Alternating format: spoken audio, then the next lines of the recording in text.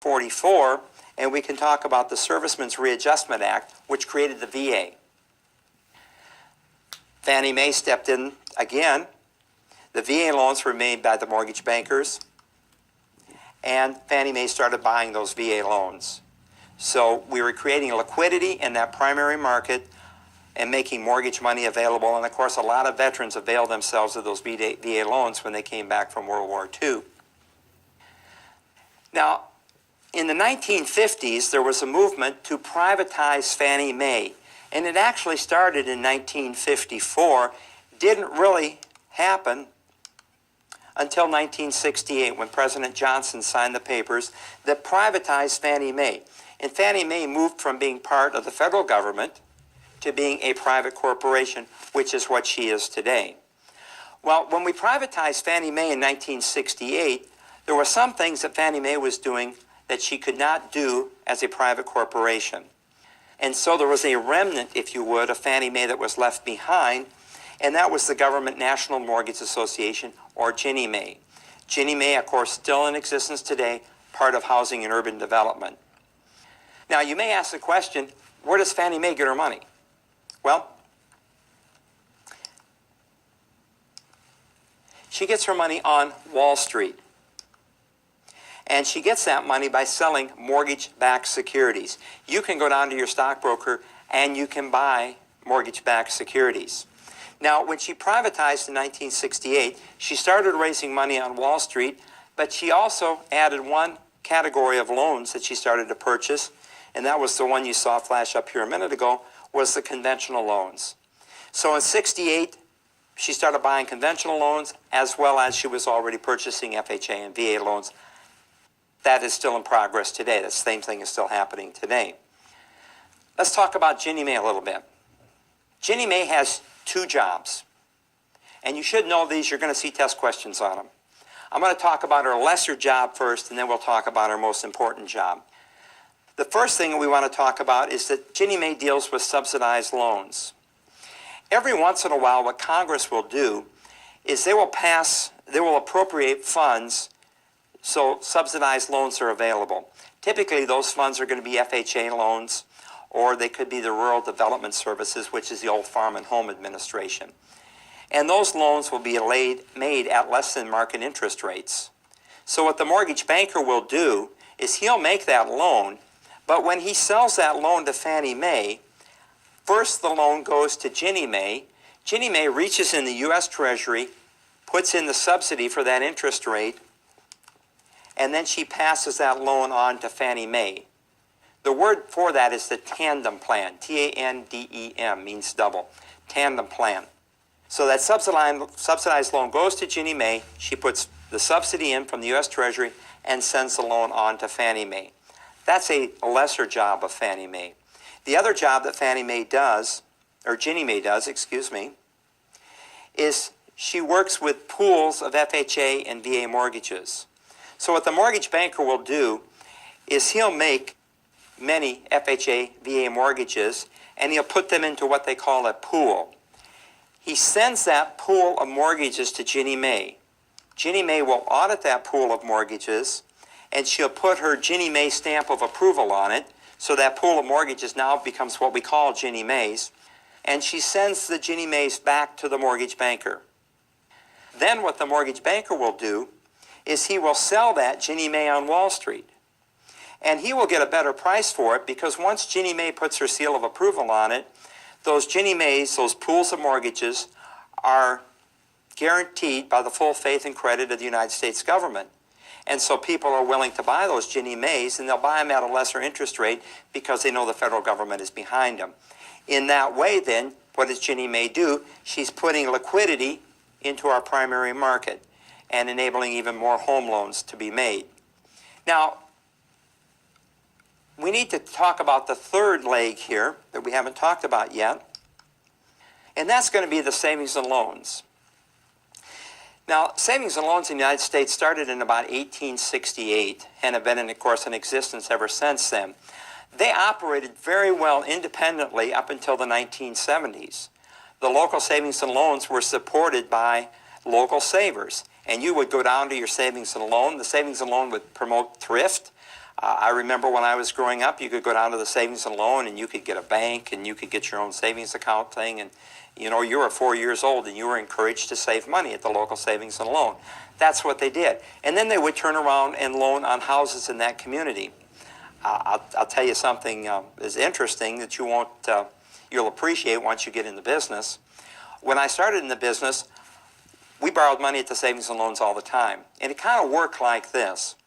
We would show houses over the weekend. We knew if we got our loan application into the savings and loan by noon on Tuesday, that the loan committee met on Thursday and we could close on Friday. We were involved with buyers for maybe 7 or 8 days at the most. And you could do a lot of business if you only had to mess with a buyer for 7 or 8 days. And of course now we're looking at closing times from 30 days, 45 days. It's amazing. As I think back, I wonder about the appraisals because I can't ever remember letting an appraiser in there. I think what the appraiser did is he drove by and made sure the house was there. Call that a windshield appraisal. So much for my reminiscing. We'll come back to the real world now. Savings and loans got in trouble in the 1970s. As I told you, there was disintermediation occurring there. Money was flowing out of the savings and loans, and for once in their career, they didn't have money to be in the housing market because it was leaving their savings and loans faster than it was coming in. So they got together, petitioned Congress, and with the federal government, they created the Federal Home Loan Mortgage Corporation, or Freddie Mac, for the express purpose of purchasing the conventional loans that the savings and loans were making. Now, what Freddie Mac did, and where does Freddie Mac get his money? He gets it on Wall Street by selling something we call participation certificates. They're basically, again, mortgage-backed securities. You can go to your stock market, your stockbroker, and you can buy Fannie Mae's, or you can buy Freddie Mac's, or you can buy Ginnie Mae's. And of course, those are the 3 major players in the secondary market. Those are the ones that you should have memorized. Now, we want to complete the picture here because it's kind of interesting. Our little investor down here, he purchases Ginnie Mae's, Fannie Mae's, and Freddie Mac's on Wall Street. The money goes from Wall Street, goes back to Fannie Mae, goes back to the mortgage banker, and then goes back in his pocket as a home loan. And so notice we have a closed system here. And that has really affected the United States economy, the impetus for the system being the FHA back in 1934. This is a unique system. You don't see this anyplace around the world. If you go to Germany today, the home ownership rate is about 20%. Here in the United States, it's into the high 60s, low 70s, and it's because we have this secondary market, primary market partnership that creates liquidity in the marketplace and makes money available for you and I, for our buyers, and for you and I personally to own our own homes.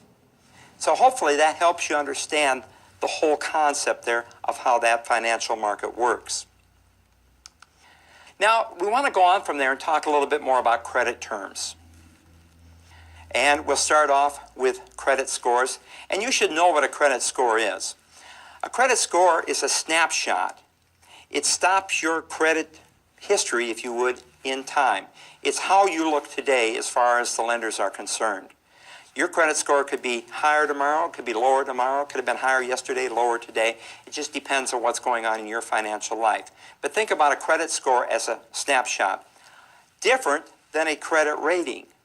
A credit rating is going to talk about your credit worthiness and how well you've made your payments over the past. It's more of a history of your credit, if you would, unlike the credit score, which is a picture of your credit. We can also talk about, in real estate, we can talk about leverage. Now, leverage is important, becomes especially important as far as investors are concerned. Works like this.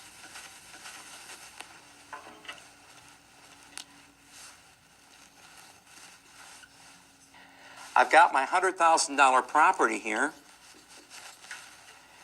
and I buy that property, and maybe I only put $10,000 down on that property.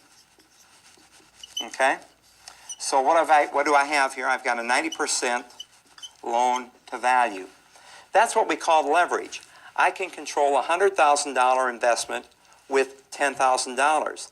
That's something that you can't do in the stock market or the bond market or any other investment markets, but you can do that in real estate. If you multiply those numbers, $100,000 controls $1 million property. And so what happens is this: if this property goes up 10% in value, so now the property is worth $110,000. The property went up 10% in value, but what happened to our investment in the property? It went up income community and a branch in a high income community. And of course, many times that low income community was a minority population. And what the bank would do is they would take the savings in the low income community, transfer it to this branch in the high income community, and make car loans in the high income community and not make any car loans over here. And the Congress said in the 1970s, I think it was 1977, said, wait a minute, we've got to fix this situation. And so they passed and created the Community Reinvestment Act. And what the Community Reinvestment Act requires their lenders to do is to demonstrate that they're reinvesting in the community in which they geographically reside. So today, if you want to know what a lender is doing in a community, you can actually go into the lobby of the bank and you can say, I want to look at your Community Reinvestment Act poster and information. And he'll have that up there, and he'll show you what he's doing in that community, and that's the community that immediately surrounds his institution. I know one lender in our area advertises that they have bilingual tellers to service that particular community. But that's the Community Reinvestment Act, and that's worked very well since the 1970s. So that concludes our discussion of the lending institutions, and in a moment we're going to move on to the next session.